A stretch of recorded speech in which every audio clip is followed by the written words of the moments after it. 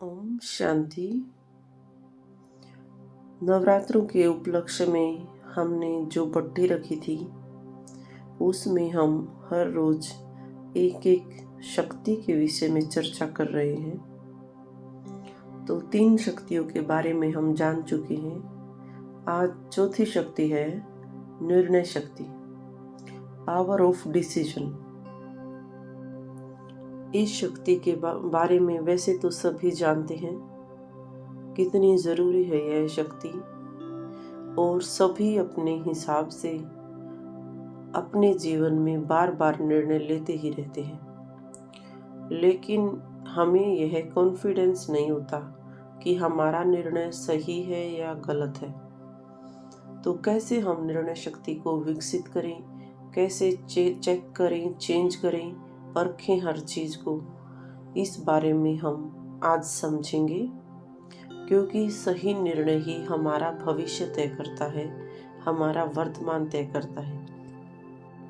आज इस कलयुग में इतनी तमो प्रधानता है, जो हम निर्णय लाइफ में लेते हैं, यदि वो निर्णय एक बार गलत हो जाता है, 2 बार गलत हो जाता है, तो तीसरी बार हम खुद के बारे में कोई भी निर्णय लेने से पहले डामाडोल हो जाते हैं।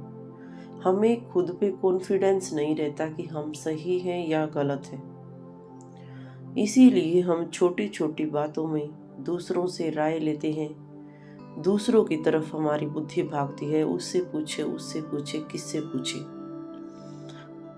और जब हम दूसरों से राय लेकर कोई भी निर्णय लेते हैं तो उस पे हम संतुष्ट नहीं हो पाते हैं। भले हम वैसा कर्म करते हैं जैसी हमें राय मिली है, लेकिन वो संतुष्टि, वो एफर्ट्स हम उस कार्य में डाल नहीं सकते, क्योंकि उसमें दूसरे की राय समाई है। तो हमारी बुद्धि इतनी परिपक्व होनी चाहिए जो हमें हमारी राइट डिसीजन लेने में कोई भी दुविधा न हो, कोई भी शिकायत न हो और बाद में पछताना न पड़े।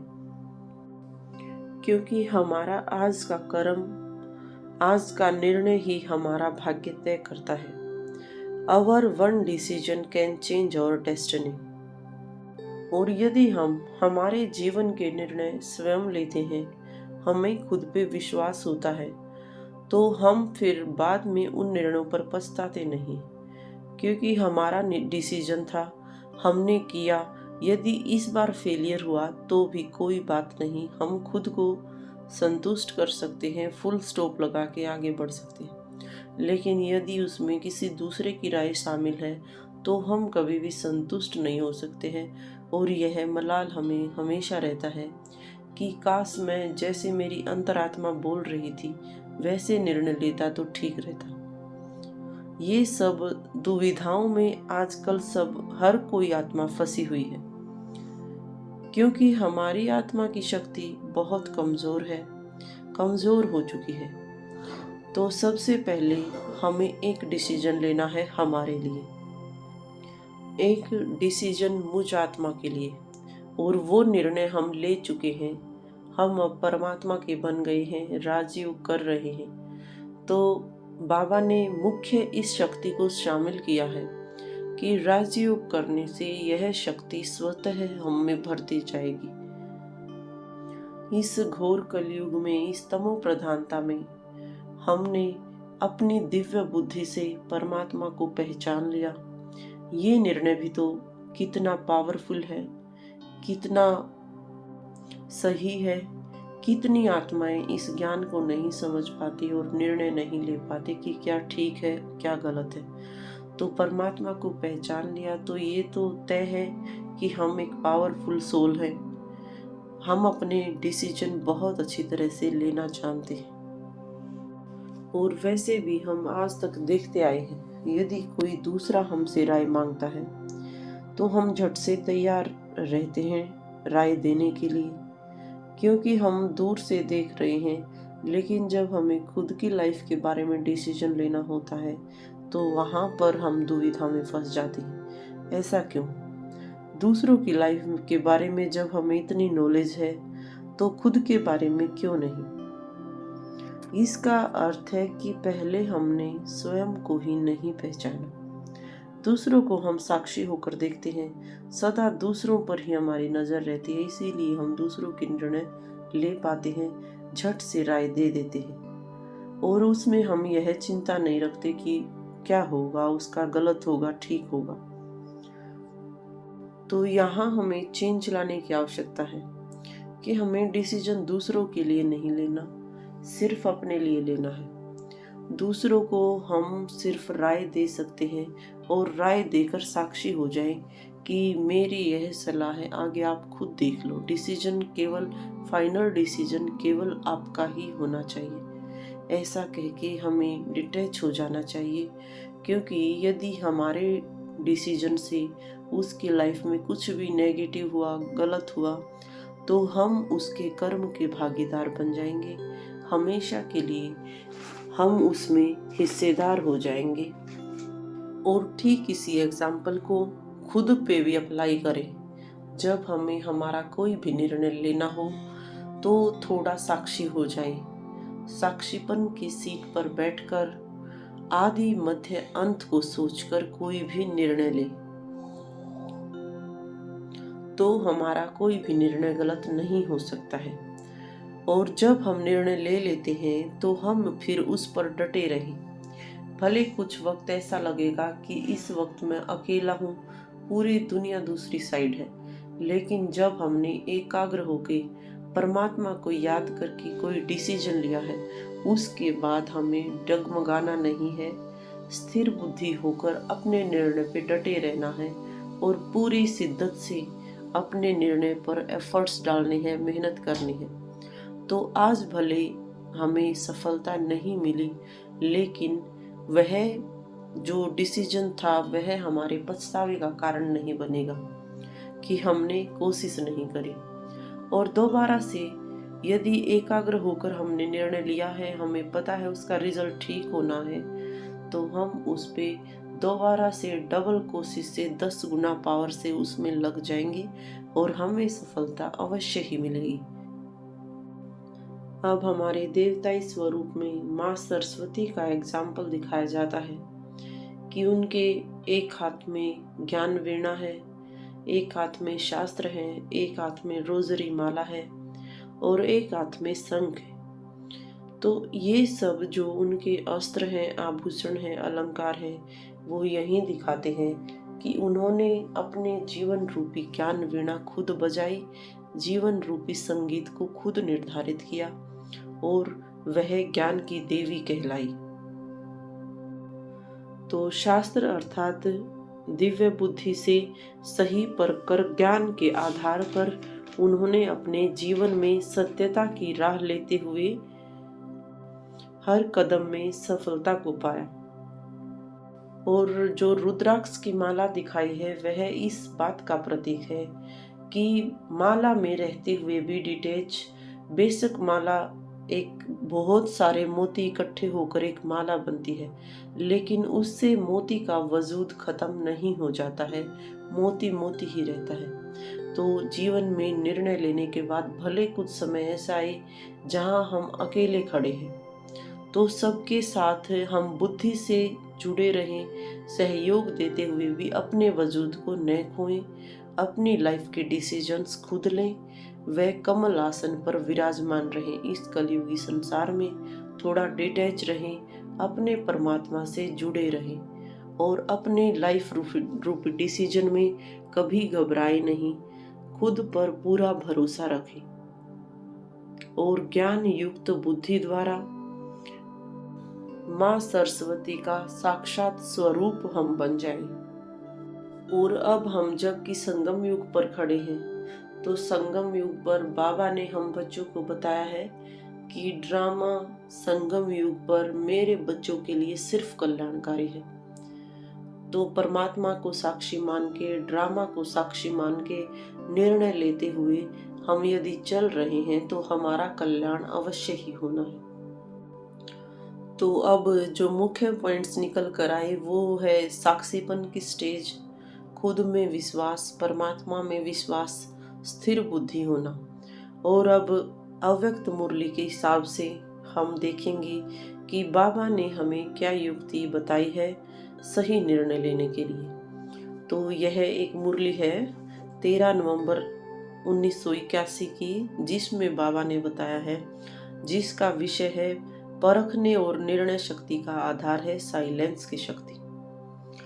तो इसमें से कुछ मुख्य मुख्य पॉइंट्स मैंने निकाले हैं, उनके बारे में बताऊंगी कि सर्व समस्याओं का हल इसी साइलेंस की शक्ति से होता है, क्योंकि साइलेंस अर्थात शांत स्वरूप आत्मा एकांतवासी होने के कारण सदा एकाग्र रहती है। तो एकाग्र रहने से विशेष 2 शक्तियां हमें प्राप्त होती हैं, परखने की शक्ति और दूसरा है निर्णय करने की शक्ति। यही विशेष 2 शक्तियां हमारे खुद के व्यवहार में व परमार्थ अर्थात विश्व कल्याण की सर्व समस्याओं को सुलझाने का सहज साधन है।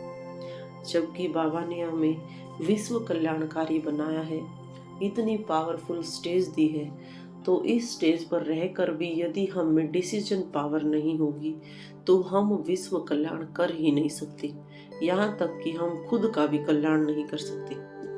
तो आगे बाबा कहते हैं कि परमार्थ मार्ग में विघ्न विनाशक बनने का जो सहज साधन है वो है माया को परखना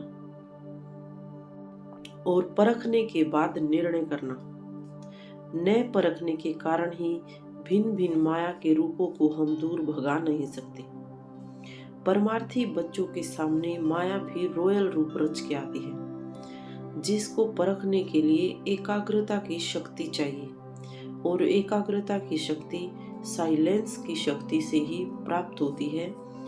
जैसे कि कल का वरदान भी था कि अंतर्मुखता की गुफा में बैठ के ही हम सही निर्णय ले सकते हैं। बाबा देखते हैं कि वर्तमान समय हम सभी आत्माओं में तीव्र गति का परिवर्तन का कम है, क्योंकि हम माया के रॉयल रूप को रियल गोल्ड समझ लेते हैं और उस माया में फंस जाते हैं। इसका कारण ही है निर्णय शक्ति की कमी। माया के रॉयल रूप को रियल समझ लेते हैं और परखने की शक्ति न होने के कारण यथार्थ निर्णय भी नहीं ले पाते। तो सबसे पहले हमें यह तय करना है कि स्व परिवर्तन करना है, न कि पर परिवर्तन। यह डिसीजन हमें लेना है कि जो कुछ कमियां हैं मेरे अंदर है, पहले हमें खुद को ही बदलना है। उसके लिए भी डीप साइलेंस की स्थिति चाहिए, पावर चाहिए, क्योंकि इस समय अभी तीव्र गति से आगे बढ़ रहा है। लेकिन समय प्रमाण परिवर्तन होना और स्व के श्रेष्ठ संकल्प से परिवर्तन होना, इसमें प्राप्ति की अनुभूति में रात दिन का फर्क है। क्योंकि यदि समय हमें बदलेगा तो फिर समय को सफलता का श्रेय जाएगा। जैसे आजकल कार चलाते हैं सभी, तो यदि कार एक होती है सेल्फ स्टार्ट होना और दूसरा है धक्के से स्टार्ट होना, तो दोनों में बहुत अंतर हो गया। यदि धक्के से वो चलती है तो उसका श्रेय धक्के मारने वाले को जाएगा, तो दोनों में अंतर है। तो समय के धक्के से परिवर्तन होना यह है पुरुषार्थ की गाड़ी को धक्के से चलाना। सवारी में चलाना नहीं हुआ, सवारी को चलाना हुआ। दूसरा एग्जाम्पल बाबा ने दिया कि जैसे एक होते हैं मालिक और दूसरे होते हैं थोड़े से शेयर्स लेने वाले, तो कहाँ मालिकपन अधिकारी और कहाँ केवल अंचली लेने वाले। इसका कारण क्या हुआ? तो हम अधिकारी बाबा ने बनाए हैं, हम मालिक बनाए हैं। तो इसकी कमी का कारण है कि साइलेंस की शक्ति की अनुभूति नहीं है, जिसके द्वारा परखने और निर्णय करने की शक्ति प्राप्त होने के कारण परिवर्तन तीव्र गति से होता है। तो मुख्य जो पॉइंट बाबा ने बताया है कि हमें साइलेंस की शक्ति पर विशेष ध्यान देना है। जितनी हमारी बुद्धि क्लीन होगी, क्लियर होगी, फोकस्ड होगी, उतने ही हम अपने लाइफ के डिसीजन अच्छी तरह से ले पाएंगे। क्योंकि साइलेंस की जो शक्ति होती है वह समय के अनमोल खजाने को भी एकानामी करा देती है। समय का खजाना भी बच जाता है, अर्थात कम समय में ज्यादा सफलता। और ऐसे हम यदि समय रूपी खजाने को यूज करेंगे तो यह साइलेंस की शक्ति हाहाकार से जय जयकार में परिवर्तन कर देगी। आपके गले में सफलताओं की मालाएं पहनाएगी। तो अंत में हम निर्णय शक्ति के ऊपर यही निचोड़ निकालते हैं या यही स्वमान लेके चलते हैं कि सर्वप्रथम खुद को वैल्यू करें, अपने आप को पहचाने, परमात्मा को पहचाने, खुद को ऊंच स्वमान में रखें अर्थात शुद्ध अहंकार रखना, अपने आत्मिक स्वरूप में रहना और ड्रामा हम सब बच्चों के लिए कल्याणकारी है ऐसा सोचकर साक्षी दृष्टा हो हर प्रकार के निर्णय लेना और हमारी बुद्धि को महीन, क्लीन, क्लियर व स्वच्छ बनाना, स्थिर बुद्धि बनना व साइलेंस की शक्ति को हमारे अंदर ज़्यादा से ज़्यादा बढ़ाना। ये सब युक्तियां हैं जिससे हम अपनी डिसीजन पावर को इम्प्रूव कर सकते हैं। और अंत में एक बाबा का वरदान है निर्णय शक्ति के ऊपर, उसको डिस्कस करते हुए मैं अपने लेक्चर को इसको ख़त्म करूँगी कि सदा खुश रहना व सही निर्णय करने की शक्ति का वरदान जिन बच्चों को प्राप्त है वो दुख की लहर उत्पन्न करने वाले वातावरण और नीरस वातावरण में भी सदा खुश रहेंगे और अपनी खुशी की झलक से दुख व उदासी के वातावरण को ऐसे परिवर्तन करेंगे जैसे सूर्य अंधकार को परिवर्तन कर देता है। तो इस वरदान से हम सब समझे कि यदि हमारे निर्णय सही हैं तो हम सदा खुश रहेंगे, सदा कंफर्ट जोन में रहेंगे। हमारी अंतरात्मा हमें हमेशा खुशी देगी, संतुष्टि देगी और वही वातावरण हम हमारे आसपास बना सकेंगे क्योंकि उसका जो रिजल्ट है वो मुझे सफलता ही देगा। शुक्रिया। ओम शांति, ओम शांति, ओम शांति।